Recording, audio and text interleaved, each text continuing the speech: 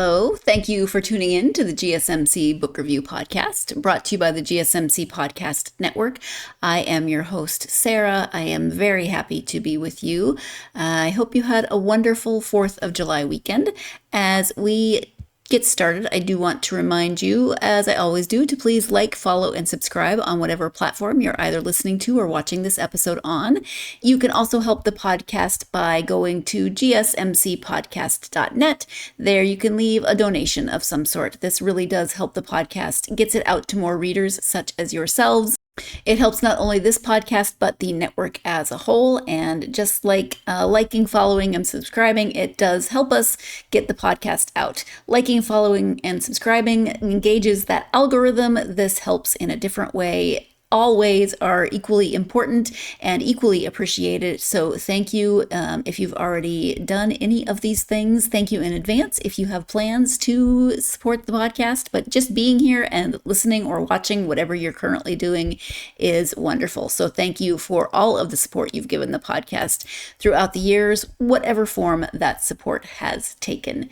So I hope you had a wonderful and safe July 4th weekend. I hope we weren't, for those of you who are in and under, I guess, the heat dome, it's a dome, you would be under it, right? I hope that you stayed cool, that you stayed hydrated, that you did all the things that you needed to do to be safe and healthy. If you were outside of that area, I hope your weather was much more cooperative. It got hot here this past weekend. It's been very hot in Europe, you've probably seen, but for the first week that it was hot in the rest of Europe, it was not hot where I live in Portugal. It was warm, but not hot, and then it got warmer in the last week or so. It's still not that terrible, I don't think, but I mean, it's certainly warmer, and maybe just because I've spent summers in both Texas and California, that this just feels sort of normal to me and not as hot as it has gotten in other summers where I have lived in other places. But I hope you had a wonderful 4th of July. My heart is always on Flathead Lake in Montana. My family has a family reunion there every year. My great-grandmother was the oldest of 9 children, and her daughter and husband bought a small island just right off, like, it's not technically an island anymore because they built a little road out to it, so I guess it's not technically an island, but it was until they built the road. We still call it an island. I'm gonna still call it an island, even though you can drive to it, but they bought that forever ago and have had a 4th of July family reunion there for all of the descendants of all of those 9 children from my great-grandmother's siblings. Her family moved to that area from Norway over 100 years ago. And so growing up, I got to learn about second cousins twice removed and third cousins and how everyone was related to me and who all the old aunts and uncles were. And I loved that. I thought that was fascinating. I was probably a very nerdy child who thought genealogy, and knowing my second cousin twice removed and how that relationship works was amazing. But there you have it. So that's where my heart always is with my family on Flathead Lake in Montana. I hope wherever you were either with or thinking of family, whether that's related family, blood family, or chosen family, however you look at family. Let's talk about books. Let's talk about, actually, you know what? A little bit different today. We are not talking about a book. We are talking about a zine, which is different for me. This is the first zine that I have had on the podcast. I mentioned that at the end of the last episode. I am talking with Jeff and Andy Crocker, who write as Mister and Mischief, and we are talking about infinite right answers. You see the cover there next to me. Let me give you the description of this book. Zine, I'm going to continue to say book. Jeff and Andy, I apologize. It's just how I'm programmed to say. What if storytelling wasn't the beginning, but the result of boundless collaboration between artist and audience? Infinite Right Answers is a zine for anyone who's ever tried to build something weird, heartfelt, and wildly interactive. Part creative manifesto, part behind the scenes brain dump, and part choose your own reflection. This zine explores the deeply human art of making stories with your audience, not just for them. Whether you're an artist, educator, producer, or general play-loving human, Infinite Right Answers is a companion for the moments when you're asking big questions, chasing connection, and need to be reminded why you started making things in the first place. So this is not just about writing. This is not just about creating certain kinds of art. And Jeff and Andy are going to talk more about that in the interview. This is about creativity, creativity and being an artist in many, many different ways. Many kinds of creativity, many kinds of artists.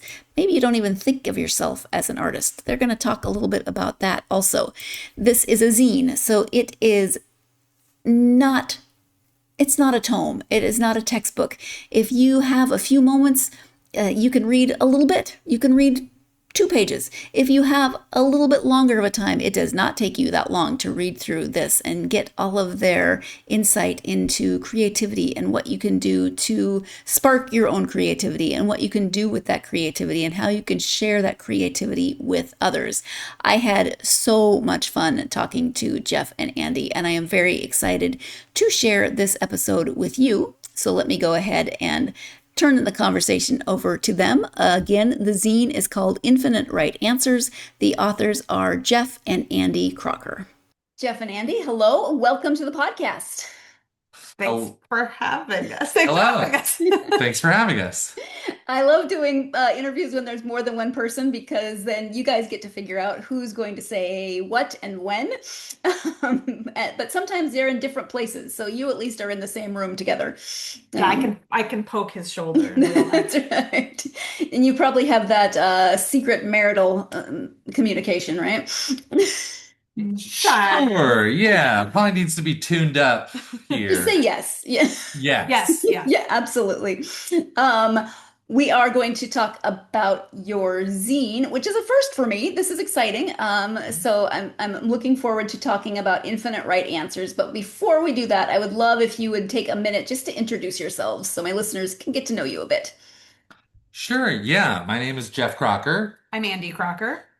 We are a creative couple that goes by the name Mister and Mischief, and we create fun-forward experiences that turn strangers into pals. Sometimes we say we put stories in strange places and shapes. So the zine is one of those strange places and shapes, I would say. Okay. Can you give a little background on Mister and Mischief? How did it come about? Why the name? Yeah, we've been together for well over 20 years. And only in end of 2017, we started working together as Mr. and Mischief. And the first thing that we did, and something that I think is a little bit of a calling card, is we created an experience, a theatrical experience called Escape from Godot. Which is Samuel Beckett's Waiting for Godot as an escape room. So you have 60 minutes to get out of a production of Waiting for Godot. Through and out, I would say. You have to get through and out of the full, but it's a clever sound-alike of a very important play that feels a lot like Waiting for Godot, but is not. And since then we've been creating stuff. Usually we do at least one original production every year.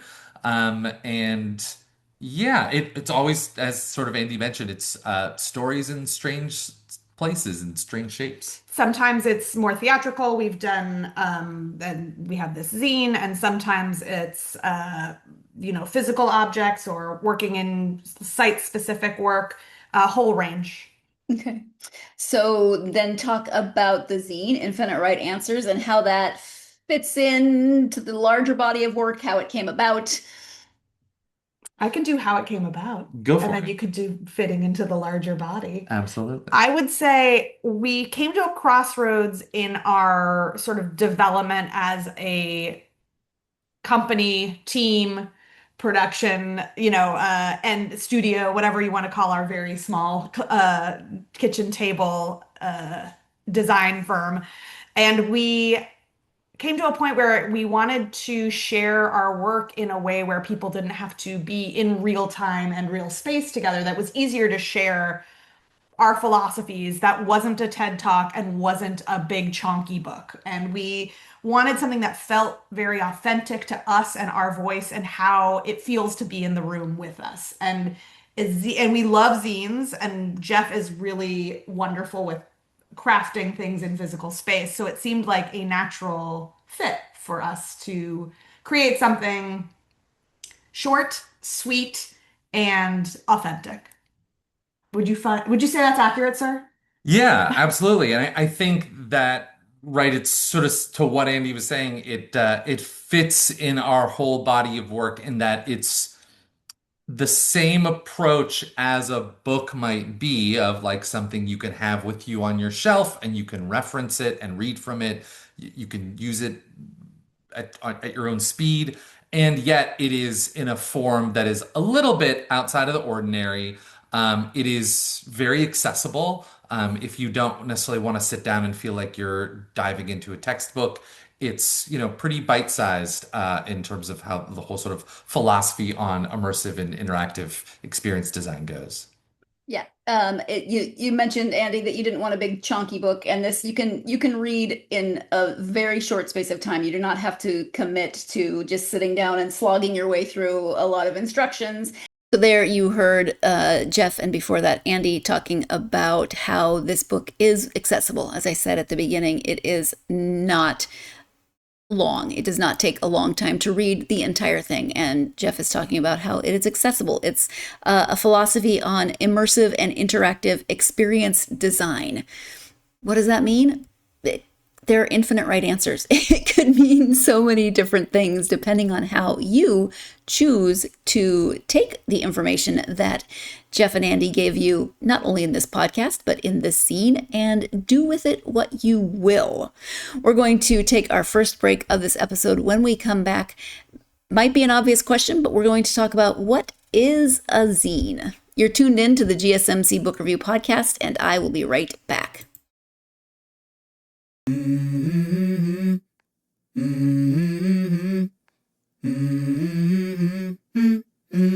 Let's go.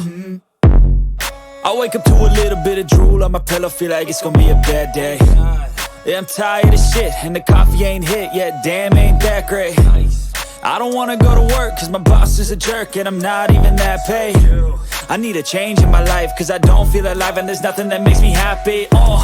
Hold my beer for a minute, I'm about to quit my job, cash in for a ticket. I'm going on a trip and I don't plan to visit. I'm gonna stay there till I feel like I'm winning, and this is just the beginning. I need a big change, help me feel like living. I need a big swing, home runs I'm hitting, and I'll never look back, moving on till I get it all.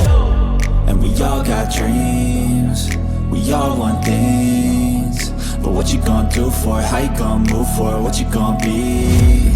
And do you believe you can do anything?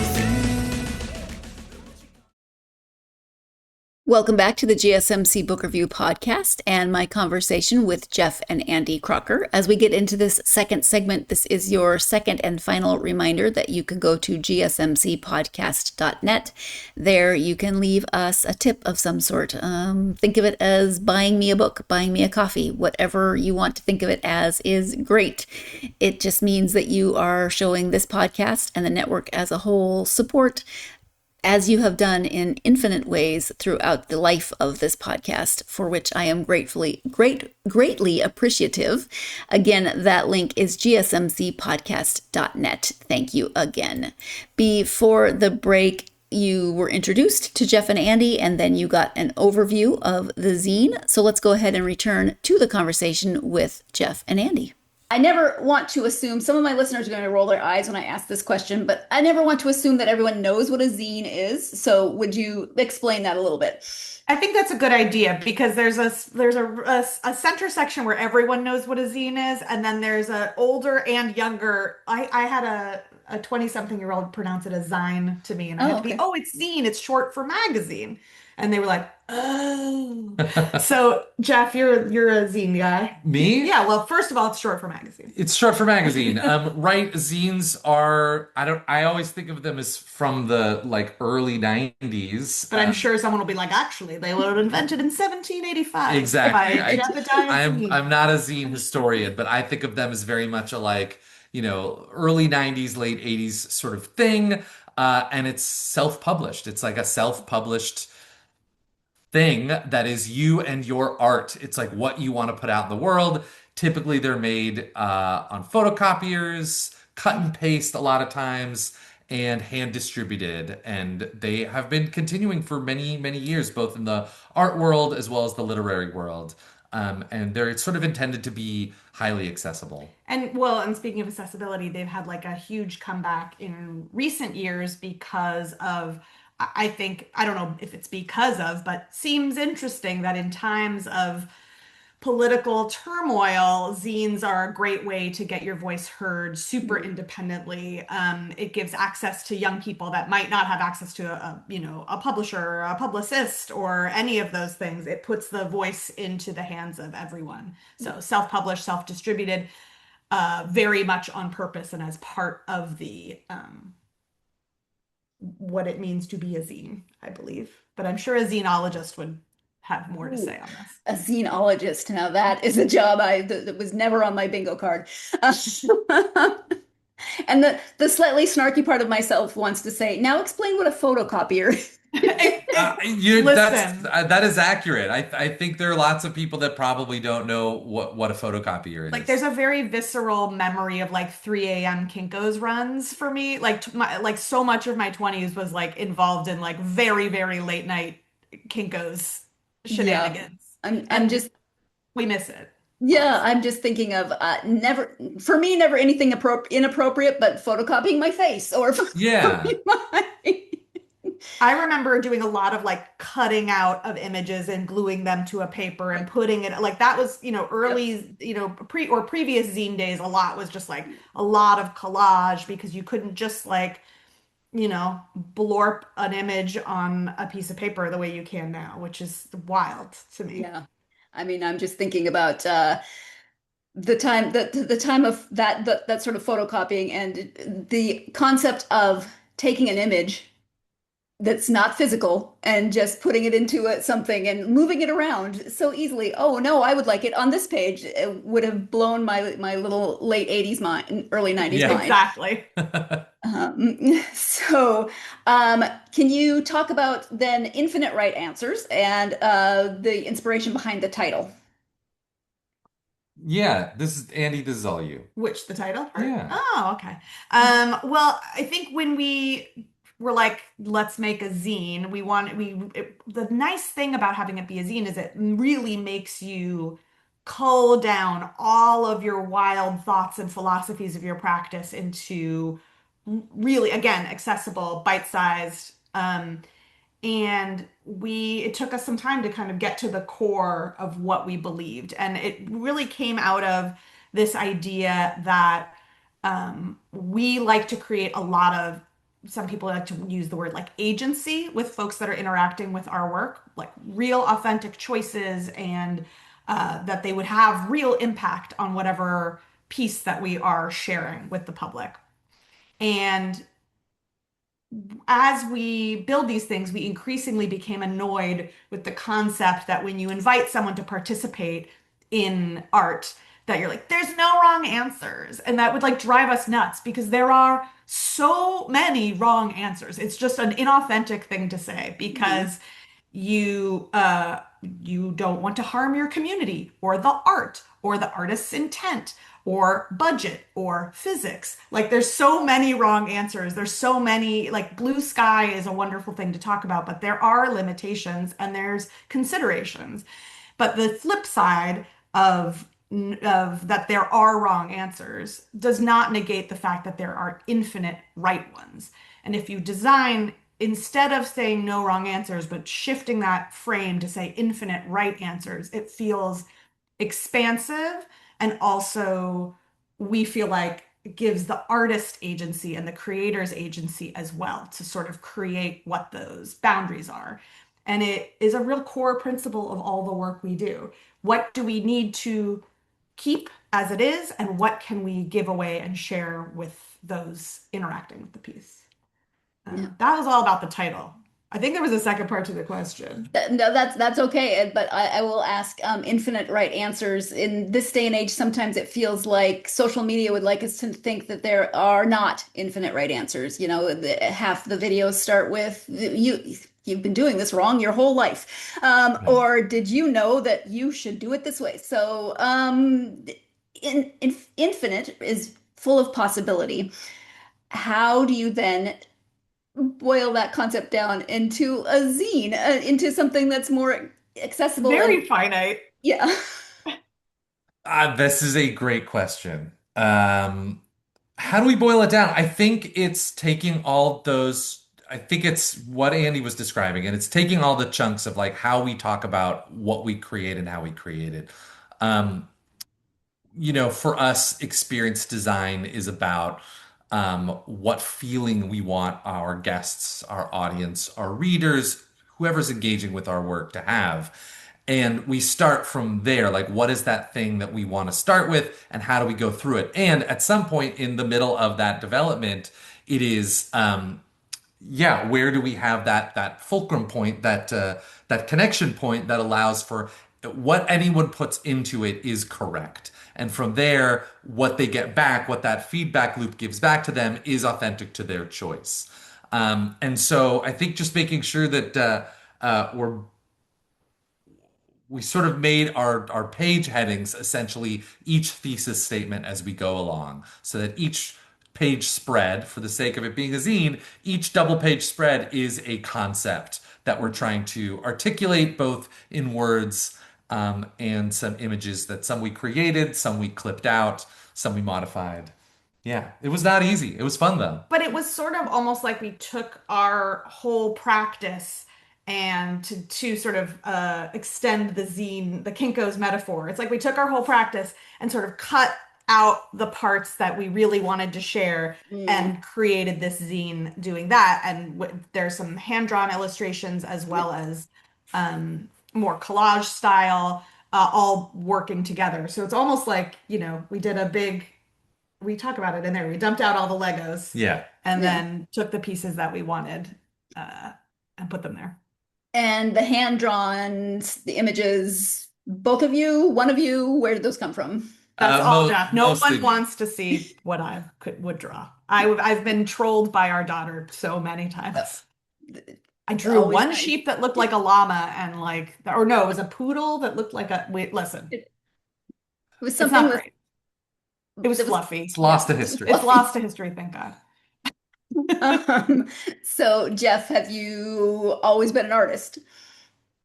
Oh, that's a great question. I think so. I've never, not never. I do not typically identify as an artist. But But what about the work we I do? know only recently have I started identifying as an artist.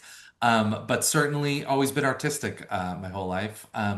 And certainly gotten more into, and my mom is a big part of this, like a lot of collage work, and found art and stuff like that. And so that's what was fun about putting Infinite Right Answers together is like, oh yeah, like how do we? There's some imagery that wants to be evocative of found art, but for the sake of our whole, thesis, there was some stuff that we had to, draw in there, which was fun to do.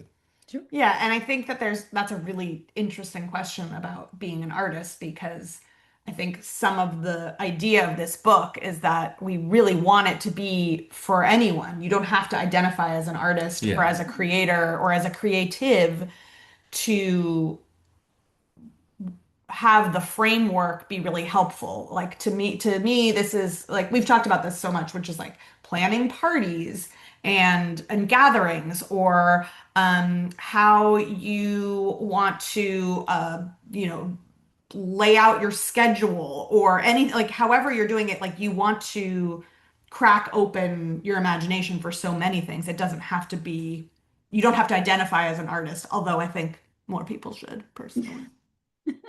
That was a little nudge to you, Jeff. Oh, I actually wasn't, but also yes. No, I mean, I think at this point in our career, we're much more comfortable saying like, oh, we are artists. Yeah. I think that because we come from such an interdisciplinary background, it's taken a long time to be able to describe what we do, which still takes about an hour. So I'm glad this podcast is here for us to work that out. I love that whole last little few minutes of this segment. It started when Jeff said, I'm artistic, but not an artist. And then they had a whole conversation, and you could tell that part of it was happening like telepathically, I think, a conversation about being an artist, being artistic, being creative, being a creator, however you look at those words. I think if you asked me, are you creative? Are you an artist? If you ask me if I'm an artist, I would say absolutely not. If you ask me if I'm creative, I would say maybe sometimes. But I think there's so much more to this conversation. And no, I'm not going to spend an hour or 2 minutes or 2 days here in this podcast talking about that. But it's something to think about. Are you creative? And if so, how? Because this zine, and I think the conversation, if you're probably hearing the conversation with Jeff and Andy, they're talking about being creative, being artists in a lot of different ways, using the ideas in Infinite Right Answers in a lot of different ways that you might not always think of as being creative or being artistic or being a creator or being an artist.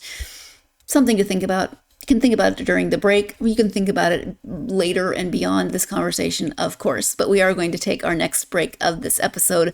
When we come back, we'll be talking about doing other things, which will become clear after the break. You're tuned in to the GSMC Book Review Podcast, and I will be right back.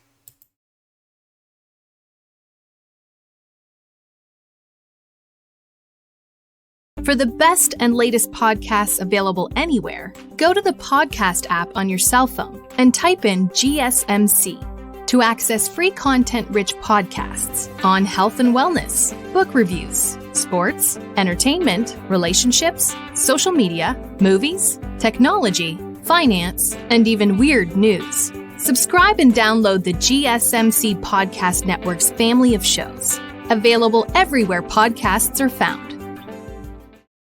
Welcome back to the GSMC Book Review Podcast and my conversation with Jeff and Andy Crocker. Before the break, we were talking about who can use Infinite Right Answers. How can you use the zine Infinite Right Answers?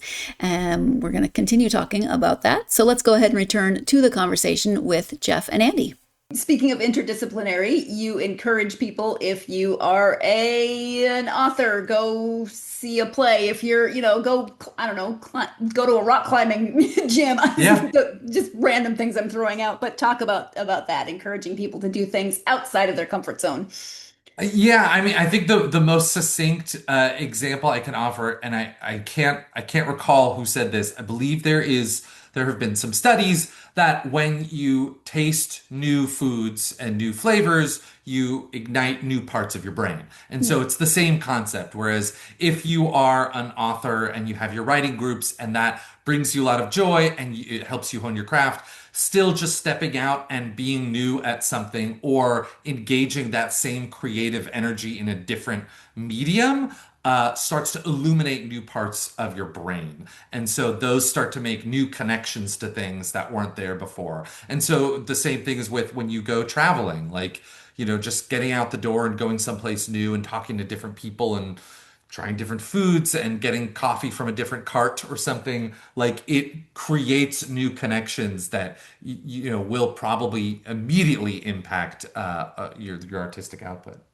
Yeah, I mean, I feel like it does feel immediate when you do that, like, brand new thing, and it isn't like this should be a show. It's just like the way your brain feels after that, and like it can take, like you said, so many forms. Like, for me, like, I am not an athletic person, but I guess like a little over a year ago, I took a roller derby class because my therapist said I needed an anger outlet and my doctor said I needed more cardio. But what it ended up being was like really illuminated my brain in a different way. And there was a summer before we had a kid where I decided to watch a bunch of TV shows that were very clearly not made for me, like from different demographics of like different ages and different cultures. And like that was, so I did like one, you could like leave your couch and do something dangerous. You could also just be like, what's on this channel that's clearly not for my demographic? Right. And another thing I always think about is in college, I was a theater major, and I remember a friend of mine and I looked up to see what class had the lowest people sign up, or like the smallest class size. And we ended up taking a Norwegian folklore class in a department that we didn't know existed. And it was, I remember, we still talk about it. We'll still text about it because it was so something we never would have even thought to look for. Highly impactful. I like, we still to this day. And you're like, not remember those trolls? you're Like, not an expert in Norwegian folklore now, but it No. still has impacted you dramatically. but it sticks in my brain and I think about it a weird amount because it was so far from what we were doing. Yeah. And if I'm gauging your ages correctly, you probably had to call to register for classes, so it was easier to get into that one. Probably. Yes. I think we actually had to go to a place, but I don't know. I'd have to fact check myself. Yeah. I remember you could do both. You had the touch tone registration, and it was a mess, but then you could also just go to the window and register for your classes. I did it by carrier pigeon, actually. That's Nice. not- That's good. You start the zine talking about kernels. So those little ideas that maybe can expand into something bigger for yourselves. Talk about something that started as I mean, maybe the zine would be an obvious answer, but talk about something that started as something really small and then grew up to be something you weren't expecting. Well, all of them, but I mean, we could go back to Gato for is a Yeah. good one because that's the smallest kernel. Yeah, Escape from Gato was it began its life as essentially a joke over text message to a friend that was like, would someone give us money to produce an escape room based on Waiting for Godot? Because it's a play where nothing happens. Like that's sort of the whole thing. Jeff was not a fan at the time. Yeah, I understand it a lot more now. But that right, it was a joke, and sort of shared it with a friend. He laughed, shared it with Andy, and Andy's like, "Oh my God, we have to do that." And then we let it sort of grow, and we talked like, "All right, well, how would that work? What would there be puzzles? What are the doors you're trying to open? How do you get out?" I think specific to that example, one of the big questions we had that was growing and growing was, well, in order to get out, do you have to end the play, or does Gato have to show up? And what happens if Gato shows up? That's a dramatic change to sort of canonical concept of the whole existentialism that's being portrayed. And though that delights us, we decided not to go with that version. The other kind of kernel story that I like to use is our show 40 Watts from Nowhere, which was Jeff was curious about because a wonder or a curiosity is often the best kernel. And you were just curious about local, like hyper local urban legends. You were like, I want to know the urban legends that are or legends or small unknown history as close to where we live as possible. Yeah, and we're here on the east side of Hollywood, and found a listing about Silver Lake neighborhood here in East Hollywood, had a pirate radio station, and so it started researching on the internet this pirate radio station that was around in the 90s, and there were these two people, this woman named Paige, and there was a woman named Sue, and they were both running the station, but one of them would talk to the press, but one of them wouldn't. And to our absolute delight, it was actually one person had a pseudonym. And Sue Carpenter wrote a book called 40 Watts from Nowhere that was about her time running a pirate radio station out of her apartment in this like very cool hip location. Very close to us. Very close to us. Right. And we found the book. It's out of print. We found the book, read the book. We're like, this is awesome. Got in touch with her Through the neighborhood moms group. Had a conversation, chatted with her agent, got the option to produce the rights of an experience. And We rebuilt the station as close to the location of the station and let people come in and run Sue's station while they learned the story that we adapted from the book. And that all just started with Jeff going, I wonder if there's any like local lore we don't know about. yeah. It started with the like, Yeah, just what if or what about? Yeah. And that was the next 2 years of our life. Yeah. Yeah. Yeah. For somebody listening who they think, you know what, I've had this idea, this small kernel for a while. What one piece of advice might you give them? I mean, I think the piece of advice that I always give is like, whatever you can do to make it real. Like, if whatever, however, like, don't feel bad about dialing down whatever you think the scope is in order to make it real. And by real, I think more specifically, I would say to put it in front of people.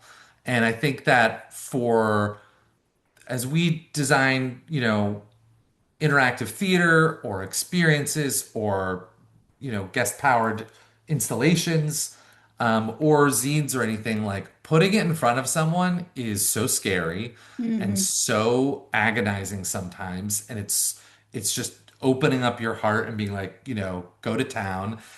And yet, more often than not, the feedback is positive. Even when it's critical, it's positive of like, yep, I did know that that was kind of poor. Like, all right, yep, I'm glad that that is happening the way I expected it to.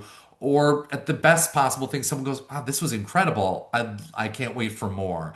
Right. But if you hold things back forever and ever, or like it's not going to be perfect, don't let perfect be the enemy of good, or don't let perfect be the enemy of done. Just putting stuff in front of people and maybe learning who your trusted people are to share with. And I think, to bring it back to some zine content, Please. it's a perfect transition, is like the page about confidence and generosity, or the section about it, is you can't build your confidence without being generous enough to share it and find out that it's okay. Right. And then when you find out it's okay, you become more confident, and then you want to share more. And that is like a forever cycle of confidence and generosity. And if you wait till you feel perfectly confident, you won't have a chance to build that by sharing. And so we acknowledge that that's very scary. Don't let perfect be the enemy of good, or don't let perfect be the enemy of done. I'm definitely someone that has had issues with that in the past. Sometimes the fear of not being perfect or even not being good at something holds me back from even attempting to do something. So not even not being done or not being good, just not even starting. I've definitely fallen into that trap. But then they also talk about the generosity of sharing. And have you ever thought about it like that? Like, yes, sharing your work, something that's deeply personal to you, with other people is incredibly scary. It can feel incredibly vulnerable, but have you ever thought about the generosity of sharing that part of yourself with someone else, and the honor that they might feel, the joy that they might feel because you shared that part of yourself with them? And of course, yes, then there might be critiques and they might be hard to hear, or maybe they'll be wonderful to hear, but you never know unless you share. So several things for me to think about from this section of the conversation. But we're going to go ahead and take our next break of the episode. When we come back, we'll be continuing this conversation, which I stopped kind of in the middle there, to talk about paper play testing. What is that? Well, you'll find out after the break. You are tuned in to the GSMC Book Review Podcast, and I'll be right back.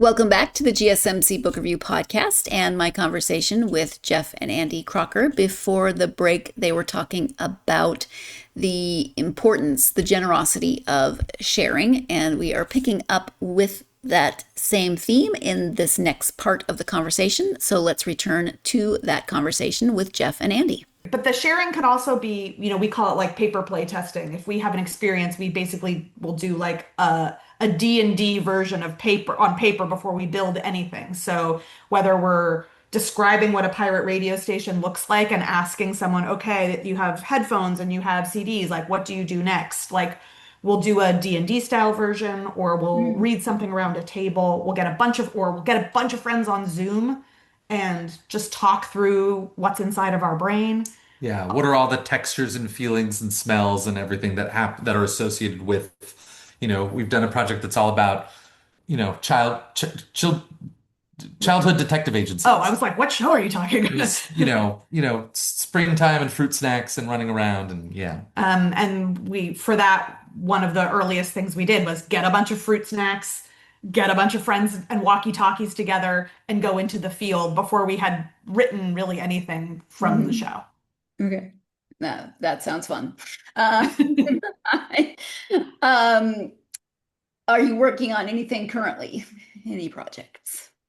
We just finished like 3. So right now we are like kind of sifting through, looking for kernels out. Actually, one of on our like to-do list is like take a road trip and talk in the car, which is where all the good stuff happens. All the good work happens. Yeah, we just finished. We produced a new piece at La Jolla Playhouse's Without Walls Festival, and that very specifically was called Again Again, and it's about being a caretaker and being an art maker, and how the things are very similar, and they're very delightful, and they're very challenging, and you do them again and again and again. And then the week after that, we did. We were invited to, here in Los Angeles, the Night at the Library, which is the Central Library puts on a big giant event at their central branch in the evening. There are about 4,000 guests there. And they asked us, a lot of different artists, take over a wing and produced something in the wing. And so there were dancers and there were bands and there was a gospel choir. And then there was us. And then there was us doing our weird performance art experiences. You said 4,000 people at the library. My hometown is less than 1,000 people, and I live next door to the library. And so my brain just sort of shut down a little bit when I tried to put those two things together. Well, Central Library is particularly grand. I'm sure. I've been to bigger libraries, but my brain immediately had a little cognitive dissonance. So, but also, like, I do think that it's thrilling when like 4,000 people bought a ticket to go to the library. And that's great. We love a library. This is our 3rd library project. Good. Yeah. My dad was a librarian, so I support that plan. This is slightly random, but you said about 2017 you started working together. But your daughter is 9, so having a newborn wasn't enough of a change in your lives together? I mean, she is the most time-consuming project I think we have. No, I mean, should I just skip to the sappy? Sure. I mean, I always say like when I'm gonna speak for the moms, I feel like I get this like a lot of creative moms when they say like, especially in the early days, was like, how are you doing this? And we really started working when she was like 2. I mean, working together. And when I get that question, I usually say, like, I don't do it in spite of her. I do it because of her. And it's important to me that she has parents that have a practice that, fills our hearts and our souls and our house with the kind of work we want to see in the world. And we try not to bifurcate too much. But you always talk about, like, seeing your parents do things. But I don't want to take your words. You're right to me. I think a lot of it, I think it's coincidental in many ways, but I think it has fueled us as we've continued to make work, which is I do think that there's a positive correlation with children growing up seeing their parents do something they love to do, without it necessarily being about the family all the time.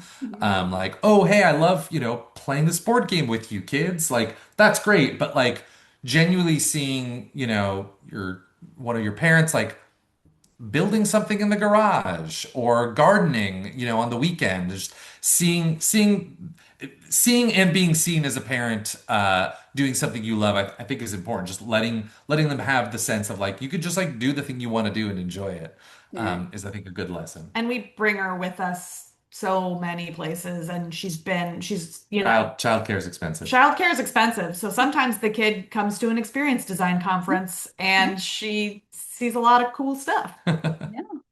But it's also important for children to learn that their parents are people outside of being parents. And, it's hard Yeah. to realize that your parents exist outside of you as their caretaker, but eventually they have to figure that out. Yeah. Are you readers? What do you like to read when you take time? We are readers. We are readers. Andy, take it away. What do I read? Oh, I'm a slower reader. I will say, like, it takes me a while to get through a book. I love speculative fiction, on the more realistic side. I love like one thing is different kind of books. And really, I have three friends that just recommend me books, and they're from all over the map. And it's like if I'll give them name, I'll say them by name. If Aaron, Sarah, or Britt tells me to read a book, I just read it, and then I'm happy. Okay. I like how Andy described speculative fiction. I've heard it before, but I like it. I like it a lot. Just changing one thing. So the world as you know it, but if you just change one thing, what does the world look like with that one, maybe minor, maybe major, but one thing changed? And that can be some really interesting, really sometimes mind-boggling, mind-blowing speculative fiction. We know what Andy likes to read. When we come back, what do Jeff and the kiddo like to read in their spare time? You are tuned in to the GSMC Book Review Podcast, and I'll be right back.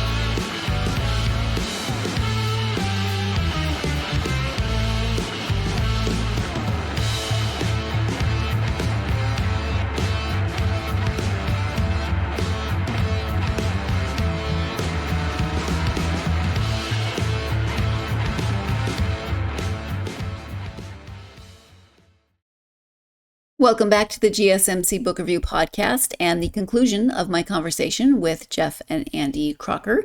Before the break, Andy was talking about what she likes to read, and she gave a shout out to her 3 book friends who, no matter what they recommend, she will read. I love those friends. Those friends are awesome. So good job, trio of Andy's friends. Let's go ahead and return to the conversation with Jeff and Andy. Jeff, how about you? Yeah, I read a fair amount. Definitely go through moments where I sort of like put stuff down, but for the most part, I read a lot of. I think a couple years ago, I was like, I love sci-fi. That's what I like. I like to read science fiction. I enjoy that top to bottom. That being said, I do read a lot of nonfiction as well. I find well written nonfiction can be as compelling, if not more, than any sort of fiction that's out there. But yeah, I don't know. Read all sorts of stuff. Recently, I think having a kiddo that reads a lot, I've gone back to a handful of books. I don't think I've done that in like 20 years, and only recently started to like reread a couple things. And I Mm. think we all have friends that are like, oh, this book, I read this every year, at least I've once. Never done never that in my life Okay. until we had a kid. until very recently. Um, There's so many books to read. I can't go back. There's so many to read. can't go back and do something again. That being said, yeah, there's like it's been fun to sort of reread stuff and find the stuff that is hitting differently, is funnier than you expected, or I mean, the best example I could use is my daughter is obsessed with wanting to read Hitchhiker's Guide to the Galaxy because it's my And favorite. it's also that's actually where our Venn diagram crosses. Oh, And she's pretty sharp. She's well read, but it's like not only will you not really get like the references about like watches and rotary phones, but like it's very British too. Like yeah. there's also stuff that I probably don't get because I did not grow up in the UK. And I was like, when you're a little older, it's not because of anything that's like untoward or risque. It's just that like there's a bunch of British jokes you probably aren't going to get until you're older, or like bureaucracy jokes. Well, and Yeah. you know that her response always is like, I read The Hobbit. She Yeah. always like is like, I read The Hobbit is her answer to like almost anything. I like the nights where there was like a couple week overlap where you and the kid were trying to finish Project Hail Mary before the movie came out. And then on alternating nights, we were reading Anne of Green Gables because Anne of Green Yeah. Gables. Yeah. Iconic, perfect book. And the I think that was basically everything you need to know about our household. It's just like alternating nights of Project Hail Mary and of Green Gables. It's like we've got whimsy through the ages. We've got some space. We've got some humor. We've got some tears. Like there you go. Yeah, Yeah. And you've got the number 42, so you are And good. you've got yes, 42. exactly. Sorry, my brain is going trying to siphon through everything I remember about reading. I think I listened to Hitchhiker's Guide, so Which is Sure. a great listen. yeah, I think Stephen Fry narrated it, so it Yeah. was even better. Um, if people want to know more about you and your work, you've got a website, so share the website and any social media that you're active on. Yeah, you can find us on the internet at misterandmischief.fun. Mm. That's our Did you website. know that was possible? That We is didn't until we I did registered not, our even though I website. looked up your website and did not even notice the .fun, actually. .fun. And then we are most active on Instagram. And by active, I mean mildly active on Instagram. I think we always want to be. We enjoy the social media, both posting and engaging with other people. But as a two-person company, it's a lot to make new work and produce it and distribute it and find new work and keep working on new stuff and then also just produce social media. So But we do have a newsletter. we also have a That's the newsletter. best thing to do. Okay. Join the newsletter. It's also extremely occasional, but it is the best way, I think. Aggressively irregular. Aggressively irregular newsletter. But it is the best way to know what we're up to. We're not always in Los Angeles. We were all over the place this year. So we'd love to see you in person or get the zine and support our work and also have fun while reading. Yep. Does the kid need a summer intern project? Maybe she can be your social media manager. I mean, one of these days. You know what? Actually, I haven't. She could make some flyers. She's doing garage sale flyers right now. We're getting Yeah. ready for a garage sale tomorrow. Excellent. So she's got experience. She's ready to go. Yeah. Andy and Jeff, is there anything that we haven't talked about that you want to make sure you highlight or bring up at this time?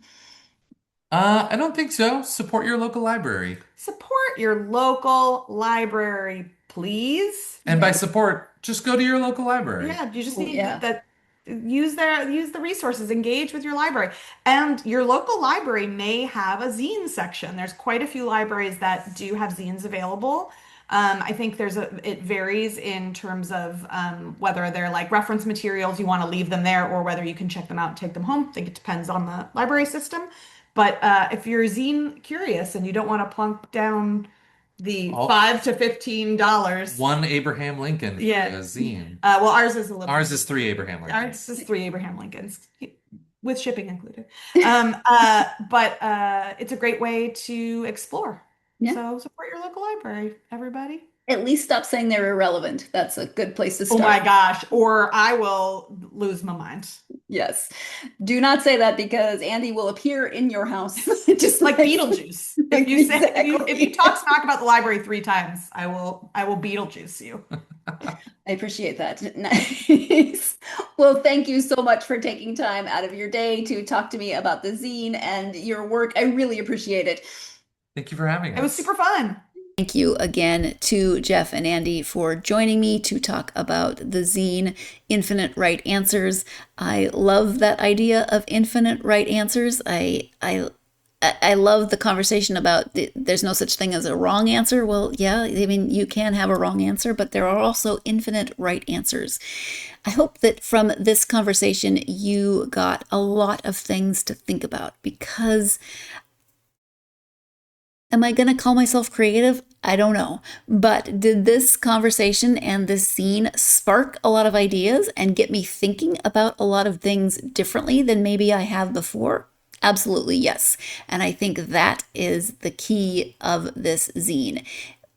What will it spark for you? Where will it take your imagination? What project have you been thinking about or working on that maybe it could help you look at or work on differently? And that doesn't just have to be writing something or doing something like Jeff and Andy with the escape room experiences or some of their more interactive things. It could be, what did they say? Scheduling an event, planning something, doing different things. Like it doesn't have to be artistic with a capital A, right? It can be so many different things. So if you are at all intrigued by any of this conversation that you just heard, definitely go out and find Infinite Right Answers. It does not take long to read. It's interactive. There are things to think about. There are illustrations. There are lots of different things in this book to hopefully spark your imagination and your creativity. And it is not chonky. As Andy said, they did not want something thick and